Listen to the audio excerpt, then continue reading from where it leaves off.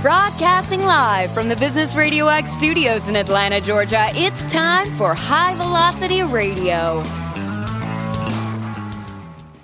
Welcome to the High Velocity Radio Show, where we celebrate top performers producing better results in less time. Stone Payton here with you this afternoon. You guys are in for a fantastic treat. Please join me in welcoming to the broadcast with my best shift, Chantée Christian. How are you? Hello, I'm doing well. How are you? I am doing so well, and I've really been looking forward to this conversation. I am so excited to share you and your work with our listeners.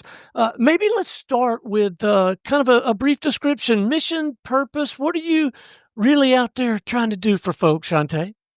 Oh, I love that.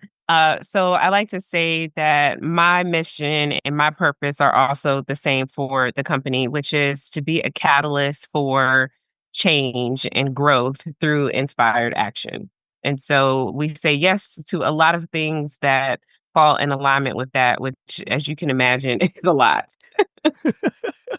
Well, I know you're a certified facilitator, a 3-time international best-selling author, a television producer and host, probably a ton of other things. But tell us about the journey, if you would. How in the world did you find yourself in this line of work? Oh, yes. So I honestly, when I started out in college, which I won't go too far back in those days, but when I started off as a business major, and then I realized that I maybe wasn't cut out for that in undergrad. And so I was working in an office where I was in charge of the newsletters. And I was like, oh my gosh, like I love doing this. And it sent me into this thing of knowing, oh, I could get paid to do this. And so I started doing a lot of comms work, and I changed my major to communications. And as I progressed into my career, I realized I wasn't really using it in the same way. And so I got to a really pivotal point in my career where I was like, oh, wait, it's no longer them that's getting on my nerves. It's me. And it was because I wasn't in alignment, and I wasn't doing things that really spoke to my spirit and all of those things. And so one of the companies I worked for, they had things that they called reinvestment into the firm. And I realized that everything that I loved doing from a work perspective wasn't the 9 to 5 stuff. It was all of the extras. And so all the extras is literally what my company is. It is the coaching. It is the multimedia side of the house and those things that really bring me joy, which stem all the way back to business is cool, but it's not really the thing that that makes my heart sing. All right, so speak a little bit to the coaching work, the topics and competencies that you're working through, and maybe the mechanism for the work. Talk a little bit about that. Sure thing. So I do a lot of leadership and executive coaching, although I like to say I coach people. And I say that from a perspective of, I like to think of it from a holistic perspective, but not the woo-woo holistic. Although I do believe in some woo-woo things, but more so from a holistic perspective of if I'm having a challenge at home and I'm coming into the office, whether virtually or in person, and I haven't worked through that challenge that I'm having at home, like arguing with my partner or something like that, then I'm going to bring it into the office, even if I'm not trying to. I'm going to have a little bit of an attitude. I'm going to be a little bit more snippy. I'm not really going to laugh at all the jokes that I used to think are funny, because I'm still dealing with something else on my mind. And so I really like to coach from a perspective of who are you and what do you need in this moment in order to make sure that we are fulfilling your needs and getting you to where you need to be. And so I like to think of coaching as a space where we get to help people unlock their true potential and their desires. And that's what makes it a little bit different from therapy, because a lot of people say, well, they're the same. And I would say that the biggest difference that I can think of, and I would say most of my community would agree, is that therapy is healing you from your past, where coaching is pushing you into action, which falls in alignment with everything else that my mission and my purpose is to help people with inspired action. Now, do you find that most of your clients or many of them come to you and want to work on a specific thing? I'll make an analogy to sports. Like if I came to you and wanted to really work on free throws, like does somebody want to come to you and work on something specific, or is it usually broader than that? And it's not feeling right, and they just want to, and you're even helping them uncover what they should be working on. Oh my goodness, it's so specific. It's usually, I can't tell you how many times people have come to me and said that they wanted to work on their communication or that they wanted to work on their executive presence and not fully understanding what executive presence is and or communication is. And so a lot of times people will say, Chantée, I really want to work on my communication. It seems like if I send an email to the team, they still don't do what I asked them to do. And one of the first questions that I ask when someone asks me that is, where else are you having this similar communication issues in your life? Because it's not just at work. I'm 100% sure. Right. And so when they start thinking about it, they're like, oh, well, everywhere. Exactly. So let's talk about maybe it's not the actual communication, right? Maybe it's what you're conveying, how you're conveying it, the timing, the method, and those sorts of things. So we really do sift through and work through that type of stuff. So in that kind of work, I guess this could be related. Have you identified over time a handful of different, I don't know, I'll call them leadership styles for lack of a better term, but does that impact any of this work? Oh, I love that. Yes. So I have an MBA, so I know I started off saying that I hate business, but I couldn't get away from it. And so I have an MBA, and I tell people all the time that there are things that they don't teach you in your MBA program. And because they teach you the normal top 4, top 5 leadership styles. And what happens is, what I see is that people try to fit themselves into those and not realizing that you're not linear. You are so dynamic as a human that your leadership style ought to adapt to you and not to just a textbook theory. And so what I see a lot of is people really being in a space of not knowing and just taking on what their bosses are doing or their bosses' bosses or some amazing book that they read. And so they're like, I'm an authoritative leader, or they want to go the opposite direction of that and say, I'm a collaborative leader.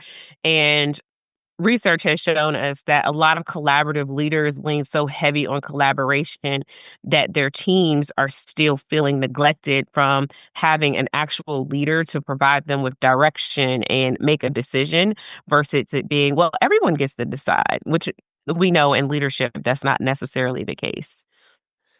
How about another topic that seems to come up quite a bit in some other interviews as we've been doing this coaching series is this idea of like emotional intelligence, EQ.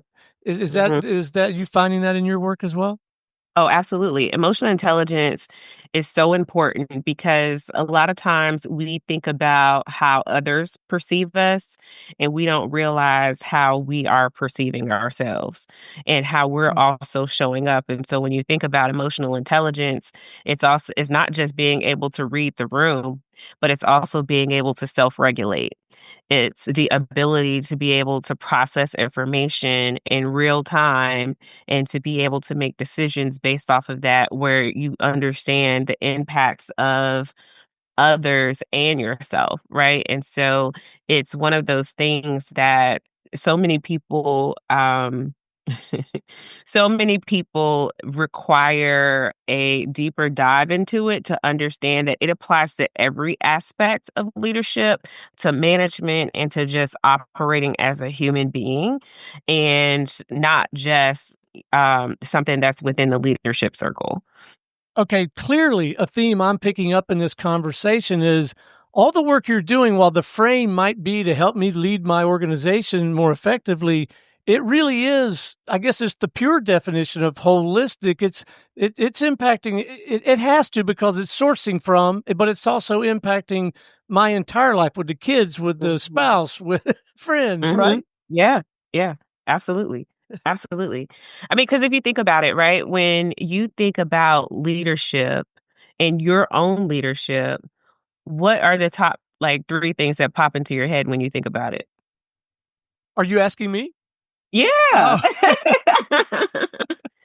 Uh, I don't when I think about leadership, it's the idea of, I guess it is that clearly communicating where we're going and why, and what I want to come out of those conversations is someone as excited, if not more than I am, about getting it done and feeling like, okay, I can check that off the list. Mhm. Susie's got that. She's gonna run with it.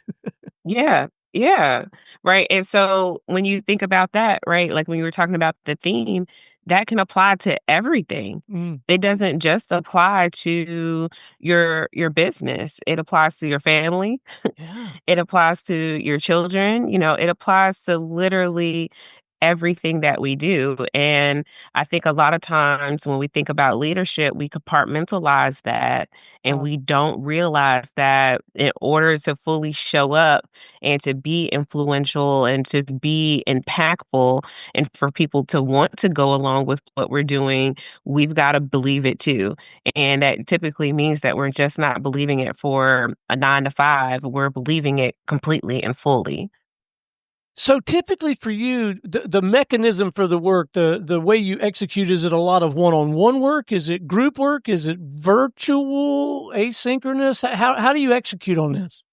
Oh, I like that question. So, because of the pandemic, like the beginning of the pandemic in 2020, a lot of the work went virtual. Uh, And what that was able to do for me was able to reach people that weren't just in my city or, within a local space. So, a lot of the work that I do is virtual and I do both. I do one-on-ones and I do group work. So, a lot of times with the group work, it's around team dynamics or so I use some assessments at times, and sometimes those assessments help teams be able to communicate better, to be able to help work through conflict, and just be able to understand, like, if I understand how you operate at a general and basic level, then I can actually understand that you're not intentionally doing something against what my default desire to do the work is. It's just we're coming at it at different lenses and at different angles. And so really helping people grasp that. And so I do that virtually. I do it in person now that we're back doing things in person. And so I do a little bit of a both, but I don't do asynchronous so much. well, I can see tremendous value in the one-on-one work, but I'm thinking like in the group work, I'm trying to envision, like me sitting in the air quote room, the virtual Uh-huh. room, but I Yeah. could see just virtually any topic being a catalyst and then letting people even apply it there or go and apply it at work and come back to the next session. I could see them learning from each other. Yeah. Yeah, Yeah. absolutely. Absolutely. Because that's what happens when we bring people together, right? They start to actually start picking up on things on their own. They're like, "Hey, wait a minute. We're not that different." 1, and 2, I really like the way you handled that. I might tweak it a little bit. I'm gonna go try it. Right? And so it's something about having the community and the people in the room that allow people to really glean from each other and be able to feed off of the energy that they're giving to each other. And it provides a different type of support system, right? So I can be there to facilitate and to encourage the conversation, but when it comes to accountability and it comes to like that full cheerleader cheering them on mode, that's where the community comes in. So when clients are first getting started, do you find that sometimes they have like some preconceived notions or maybe even in their mind, what you and I might consider myths associated with the coaching profession that you sort of have to educate them around or through before you can really get in and do the good work? Absolutely. Um, so often people either don't know what it is or they've seen something on TV or social media. Mm. And I'm like, forget all of that. Forget it all. It's none of those things and a little bit of some. I think so. I like to ask people if they've had experience with coaching before, because not all coaches coach the same way. Just like how you were talking with sports, not every coach within a basketball or football team are going to coach each of their teams the same. That doesn't mean that they still don't go out there and coach, right? And so we have that conversation, but I like to really ask them about the different modalities. So I like to do a word association, where I ask, if you hear the word advisor, what comes up for you? If you hear the words mentor, what come up for you? If you hear a therapist or therapy, what come up for you? And then last but not least, when you think of coaching, what comes up for you? And I listen to what they say, and then in a debrief, I tell them, one, I tell them there is no right or wrong answer to this. It's just what they believe and what comes up for them. But I like for them to think of it like a Venn diagram, how each of them have very similar components and concepts to them. However, they do have very distinct differences. And because of that, that's why I want to make sure that we're clear about what coaching is versus what it isn't, if that makes sense. It certainly does. So at this point in your career, what are you finding the most rewarding? What's the most fun about it these days for you? Oh my goodness. I would say that the most rewarding is actually watching people live out the things that they said they wanted to live out. So, or like moving into that action. So I just had a conscious leadership summit last week. Well, I don't know when it's going to air. So I just did a conscious leadership summit. And one of the things I love most about it was that as I was walking in and out of the room, because I was coordinating and doing things, I could hear people literally saying, "Oh, I just wrote that down and now I'm doing it." And it's those type of moments for me that bring me the most excitement and joy, because it's a confirmation for me that I am walking in my purpose, and I'm creating these spaces for people to be able to grow and to do the things that sings to their hearts. Now, I'm operating under the impression that some, if not all of these folks who come to you are, they have some goals. There's some things they Mhm. want to accomplish. What has been your experience, and what counsel, if any, do you have with regard to setting goals, achieving goals? What's your slant on that? Oh my goodness, I feel like you're setting me up. I would say the first thing is, and as someone who has spent almost 20 years doing strategic planning and project management and program management, I will say something that feels so off kilter from that, which is I really don't like goals for people. And I say it from a perspective of, so often we set goals the same way that we would within an organization, and we don't account for the work that it took to potentially get to the goal. And so when we don't meet it, we leave ourselves feeling depleted and very defeated at times.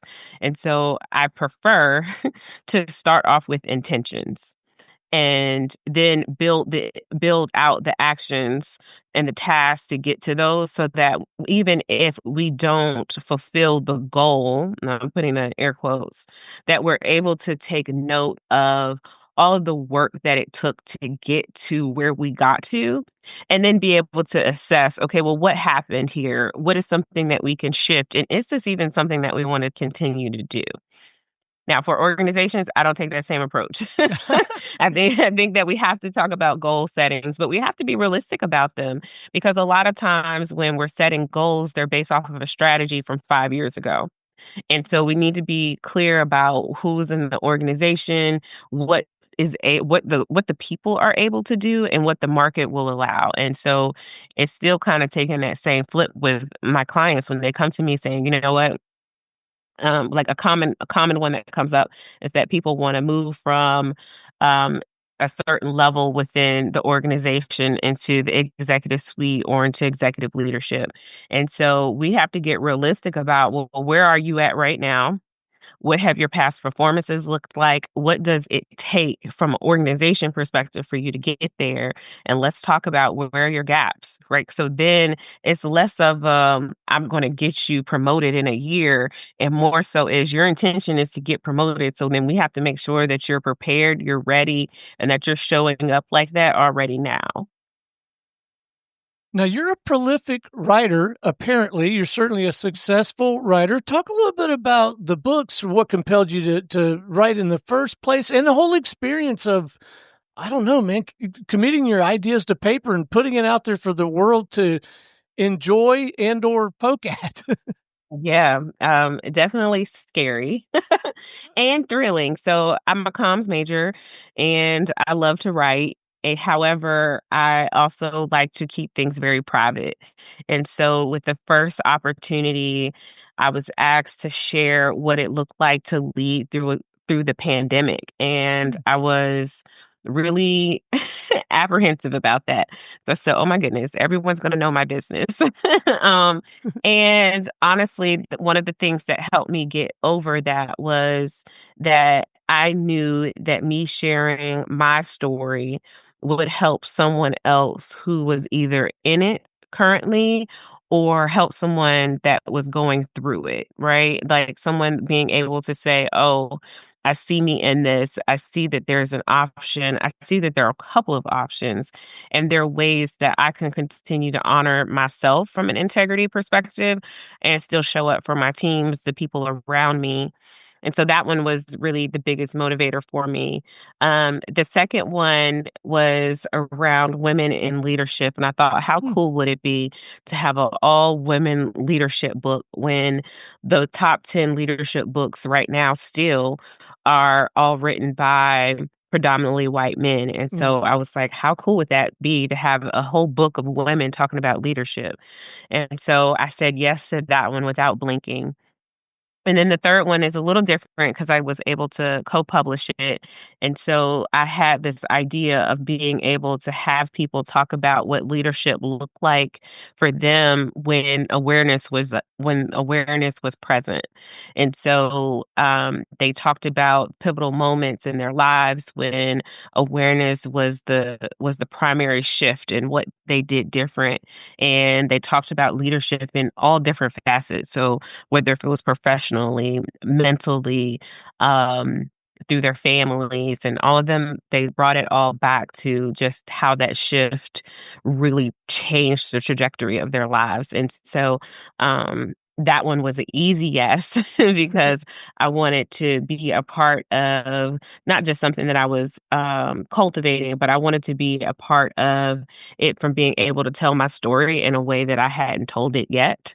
And so I too stepped out of my comfort zone to do that chapter in that book. But I think that one of the biggest things for me is that you got to be the one to tell your story. And if you allow other people to tell it, they might not tell it the way you would have. And so being able to write it down and to publish it was really a way for me to make sure that my side of the stories are always told. Have you found in that work that some parts of the book come easier than others? You really like some just really just almost writes itself, and then others you struggle over for a little while? Oh my goodness, yes. I mean, people talk about writer's block, and I don't think that for me it is less of the writer's block and more of the, well, what do I say? Mm, Like, what do I say and how do I say it in a way that doesn't sound like I'm complaining, I'm whining, or, something in a way that allows the audience to feel connected. And so when you don't know who your audience, I mean, you have an idea of your audience in mhm. theory, but when you actually don't know who's picking up the book, you're like, well, will they get this? Will they hear me in it? And so it's one of the most challenging things for me. I think the hardest part is always the intro for me Uh, because I realize that a lot of people don't read it. However, the few people that do, is magic in there. And it's an opportunity to show people exactly where my mind was when we created the project and where we want them to go in it. And so I like to say that I am an ambassador of awareness. And as your ambassador of awareness, guiding you through the book. And so I have a vision for it, but actually writing it a lot of times causes me much, much stress. has it had an impact on your whole sales and marketing and education about like, does it help with the authority, credibility thing like so many say that it will? Absolutely. I can't tell you how many times people say, "Oh my goodness, you're an author. You're a best-selling author. How can I do it? Oh, I have a story." Mhm. I'm like, "I'm great you have I'm glad you have a story." And I hope that we can get you to it. But I think what happens is that it helps you become a thought leader, right? And so I tell people all the time, don't write about something that you're not willing to talk about 3 to 5 years after you've written it. Because people are gonna wanna talk to you. They're gonna want you to show up at places to talk about it. They're gonna want you to remember what you wrote about it, Uh, and that might not even be the you right now that it was, but you're still gonna have to talk about it. It's almost like singers, right? They write a song, right. and 10 years later, it's a hit, and they're still gonna play that song at every concert. So, it's the same thing. So while we're on the topic, how does the whole sales and marketing thing work for a practitioner like you? Like, do you have to get out there and shake the bushes like some of the rest of us, or is it mostly referral based at this point? Or yeah, how do you get the new business? Yeah, the great question. I think it's a little bit of both. So, there was a time in my business where I only took referrals Hmm. because I wanted to be very selective about who was coming in the door. And then as I started to grow the business, I realized, well, there's a lot more people out there than just, within my network. And so, um, I do almost like an application process.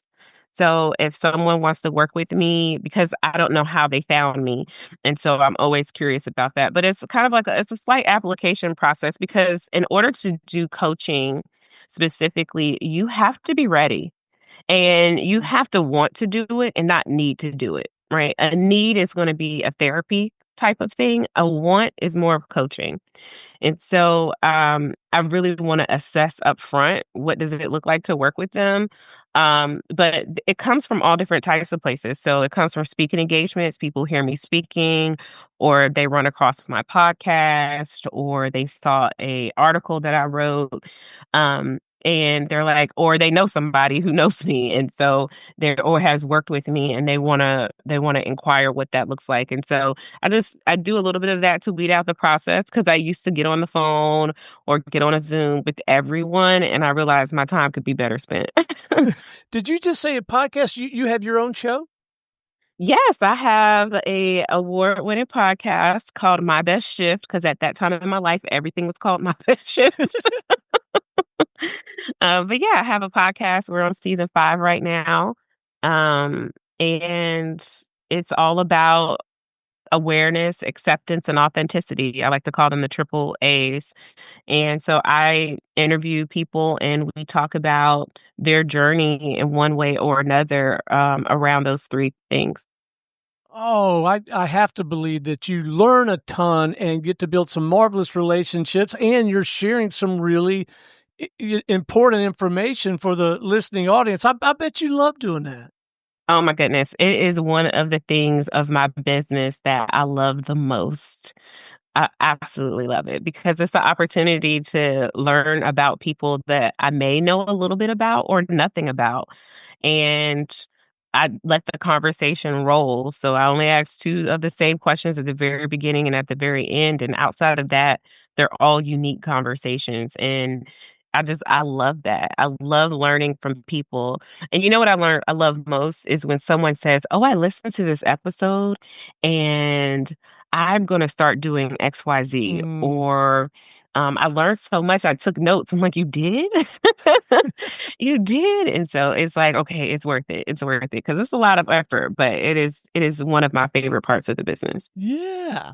Okay, so not long after this conversation that you and I are having right now, I am headed to Lake Allatoona. I'm going to hop on the boat. I might fish, but I'm at least going to watch the sunset this evening. That's one of the ways that I step away and go have some fun. Hobbies, interests, pursuits. What do you do for fun and relaxation when outside the scope of this work when you're not coaching and writing and Oh, speaking and podcasting? with all my free time? Yeah. I really do love a good spa. I love going for walks and not like I know it sounds, not long walks by the beach. That's not fun to me. But I do like to go on like lowercase h type of walk. And honestly, I like to just be in spaces with people where I can laugh a lot. I love to laugh. And if it's a space where it's a little too stuffy, it's probably not my idea of a relaxation and a good time. All right, before we wrap, I would love to leave our listeners with a little bit of overarching advice or a pro tip. The tagline of the show is producing better results in less time. But within the context of these topics we've been talking about, let's leave them with a little something to chew on. And look, gang, number one pro tip is if any of this conversation is striking a chord with you, reach out and have a conversation with Chantée. Start tapping into her work, listen to the podcast, read the books. But between now and then, let's leave them with a little something to noodle on, Chantée. Ooh, okay. The first thing that I will say is, um, if you're finding that you're challenged with the work that you're doing or the spaces that you're in, then there may be a misalignment. And one of the things that I like to offer my clients is to do just a personal assessment of who are you. Hmm. And it's similar to essentially what we've been talking about, right? Where we've been talking about the themes on how you show up. And so one of those things is I would offer you all to just take out a piece of paper or a notebook, however you decide to take notes. And at the very top, write, who am I? And then under that, I want you to write out all the things that you are, not inclusive of your work title, not inclusive of your parental title, of your spousal title, but literally getting down to the nuts and bolts of who you are. So doing an exhaustive list. And when you get down to that list, and you find yourself saying, "Oh, I'm a good friend." I want you to elaborate. What makes you a good friend? All right. And you're a lot of my clients are like, "But I'm a great parent." Okay, great. What makes you a great parent? And those qualities and those aspects are us getting down to who you are. And when you start looking at those, also look at, okay, well, what in my life am I feeling like I'm not actually in alignment with? And that's where the work starts. What marvelous, pragmatic advice. I am so glad that I asked.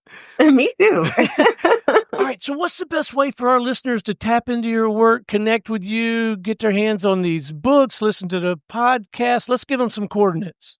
Absolutely. So you can find the books on Amazon. If you look for my name is Chantée, Chantee, and then Christian, like the religion, you will find them. If you go to mybestshift.com, you can also find a link to everything that I have, including a clarifying session with me or discovery session, the books, the podcast, and any upcoming events or anything that I have going on there. What a marvelous way to invest a Thursday afternoon. I have thoroughly enjoyed this conversation. I know our listeners have as well. Thank you for investing the time and the energy to be with us, and thank you for the work you're doing. Please keep up the good work. We're going to continue to follow your story, and we sure appreciate you. Thank you so much. Thank you for having me. I really appreciate this.